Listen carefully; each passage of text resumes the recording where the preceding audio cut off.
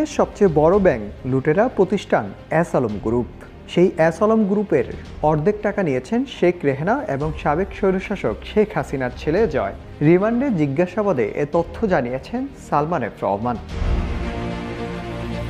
শেখ হাসিনার পরিবারের সদস্যরা নতুন কোনো প্রকল্প আসলেই তাদেরকে দেওয়ার তাগাদা দিতেন। এ সব কিছুই জানতেন শেখ হাসিনা, তবে তিনি কখনো তাতে না করেননি। তদন্ত সংশ্লিষ্ট সূত্র জানায়, এস আলমের মাধ্যমে দেশ থেকে পাচার হওয়া 1.5 লাখ কোটি টাকার অর্ধেকেই শেখ রেহানা এবং সজীব ওয়াজিদ জয়কে দেওয়া হয়েছে।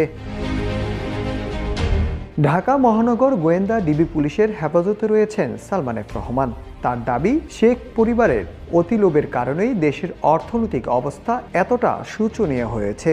তাতে সবসময় সায় দিতেন সরকারের শীর্ষস্থানীয় কিছু ব্যক্তি।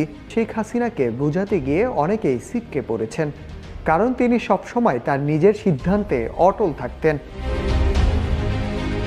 সংশ্লিষ্টরা বলেছেন, তাদের কাছে তথ্য এসেছে সুকুক বন্ডের মাধ্যমে সালমান এফ রহমান তুলে নিয়েছে 2,250 কোটি টাকা। এই বন্ড কেনার জন্য ব্যাংকগুলোকে বাধ্য করেছেন তিনি।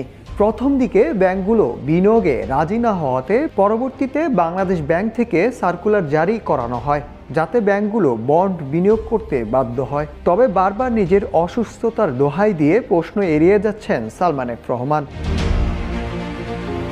গত 13ই আগস্ট রাজধানীর ঢাকার সদরঘাট এলাকা থেকে সাবেক প্রধানমন্ত্রী শেখ হাসিনা বেসরকারি শিল্প ও বিনিয়োগ উপদেষ্টা সালমান এফ রহমানকে গ্রেপ্তার